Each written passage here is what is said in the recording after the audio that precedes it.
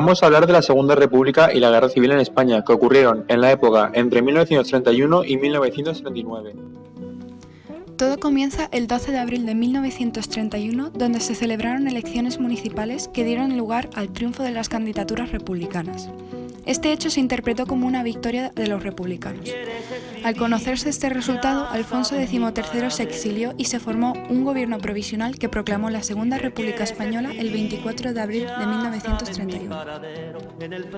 Este nuevo gobierno lo presidía Niceto Alcalá Zamora, formado por los partidos que firmaron el Pacto de San Sebastián.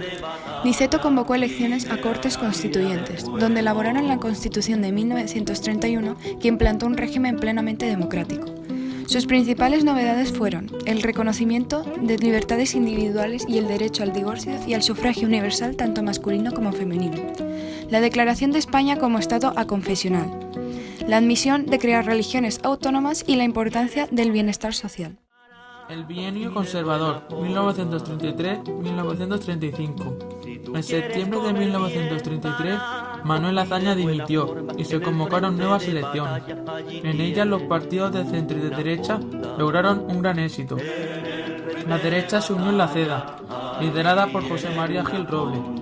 El Partido Radical de Alejandro Lerroux se hizo cargo del gobierno.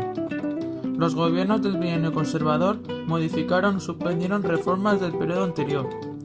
La tensión entre izquierdas y derechas se materializó en la Revolución de Octubre de 1934, cuando Lerroux nombró a 3 ministros de la CEDA. Los partidos de izquierda convocaron una huelga revolucionaria, donde la revolución triunfó en Asturias, donde las organizaciones obreras intentaban crear un gobierno revolucionario. Y en Cataluña, Lluís Companys proclamó al Estado catalán dentro de la República Federal Española. Las diferencias ideológicas y la corrupción en el Partido Radical pusieron fin a la coalición gobernante. El Frente Popular, 1936. Los grupos políticos de izquierda se presentaron a las elecciones de 1936 unidas en el Frente Popular, integrado por socialistas, comunistas, republicanos de izquierda y algunas fuerzas nacionalistas. En la derecha habían ido ganando peso los líderes extremistas, Sotelo y José Antonio Primo de Rivera, líder del partido de orientación fascista, la Falange Española. El nuevo gobierno reemprendió la política de reforma. La conflictividad social aumentó.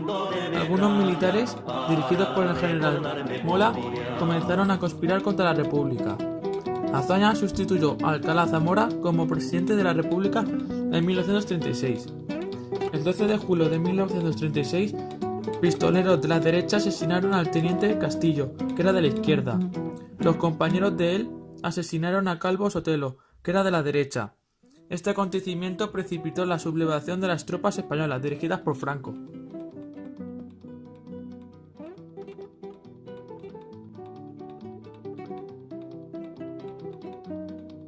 La guerra civil comenzó el 18 de julio de 1936, con un golpe de Estado protagonizado por Sanjurjo, Mola y Franco, generales del ejército apoyados por la Iglesia y los falangistas. España quedó dividida en 2 zonas. La zona de los sublevados, que se denominaron nacionales, abarcaba el norte de Castilla, Andalucía Occidental, las Islas Baleares y las Canarias. La zona republicana, que ocupaba gran parte de Aragón, el norte de España, la zona levantina y casi toda Andalucía. En la guerra, el gobierno se disolvió. Los sindicatos realizaron una revolución social y se creó un ejército popular. Pero la desobediencia al gobierno anarquista y nacional debilitó al bando republicano. Los republicanos controlaban las regiones más industrializadas, pero sus recursos eran escasos. Por otra parte, los sublevados crearon la Junta de Defensa Nacional, nombrando a Francia jefe de todos los ejércitos. Se formaron también la Falange Española tradicionalista y las Juntas de Ofensiva Nacional sindicalista. La internacionalización del conflicto. El Reino Unido y Francia firmaron un acuerdo de no intervención para evitar que el conflicto se extendiera a otros países europeos. Esto perjudicó al gobierno nacional. Sin embargo, el acuerdo se incumplió y ambos bandos obtuvieron ayuda del exterior. Los sublevados recibieron armas y soldados provenientes de la Italia fascista y la Alemania nazi. Los republicanos obtuvieron material bélico y asesoramiento militar por parte de la Unión Soviética. Miles de voluntarios extranjeros se alistaron en las brigadas internacionales, formando parte de batallones que combatían en España. La guerra civil modificó profundamente la vida cotidiana de los españoles, tanto en el bando sublevado como en el bando republicano. Por un lado, la guerra supuso una época de hambre. La falta de alimentos era un problema, sobre todo para los republicanos, ya que los sublevados dominaron principalmente las zonas cerealistas y ganaderas. Al poco tiempo apareció un mercado negro con el objetivo de vender víveres a mayor precio. Como consecuencia de esta situación, se impuso el racionamiento de los alimentos, donde las autoridades establecieron las cantidades de alimento por persona y día. Por otro lado, las personas que residían en el bando republicano sufrieron el terror constante de ser muertos o heridos por los bombardeos. La gente buscaba refugio mientras se construían nuevos con servicio y enfermería. La vida cotidiana también sufrió represalias que tuvieron lugar en ambos bandos. Entre ellas destacaba el paseo, una forma de sacar a la población de sus domicilios con el objetivo de asesinarlos. En ambos bandos numerosas personas fueron denunciadas por pertenecer o simpatizar con el adversario y solían ser ejecutadas. Los fusilados solían ser enterrados sin identificación en fosas comunes. Las mujeres en la Segunda República. A comienzos de los años 30, el nivel cultural de las mujeres era bajo. Un 50% eran analfabetas. Carecieron de derechos políticos y estaban sometidas a los hombres. En los trabajos, sus salarios eran menores al de los varones. También se debía sumar las tareas domésticas a su tiempo, ya que tenían como dedicación ser madres y esposas. En España, el movimiento sufragista tuvo menos desarrollo que en otros países. Cuando se proclamó la Segunda República, las mujeres no podían votar, pero las mujeres mayores de 23 años podían ser elegidas para cargos públicos. Algunas de las mujeres son Clara Campoamor, Margarita Nelken y Victoria Kent.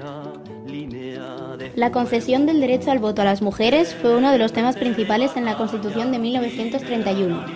Muchos diputados querían que las mujeres votaran, ya que se inclinaban hacia los partidos más conservadores, lo que terminaría por perjudicar a la República. Victoria Kent y Margarita Nelken fueron partidarias de aplazar la concesión del voto femenino, mientras que Clara Campoamor defendió el derecho al sufragio. Finalmente, el voto de las mujeres fue aprobado.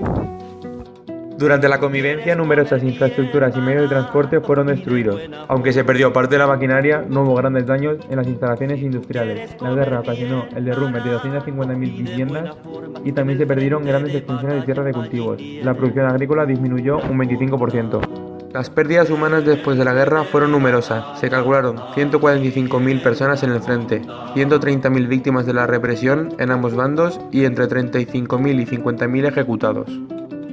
Muchas personas de la zona republicana abandonaron sus casas por miedo a las tropas de Franco y se convirtieron en refugiados que marcharon al exilio. La salida masiva se produjo tras la caída de Cataluña, donde 45.000 republicanos cruzaron la frontera francesa. Muchos fueron internados en campos de concentración en Francia.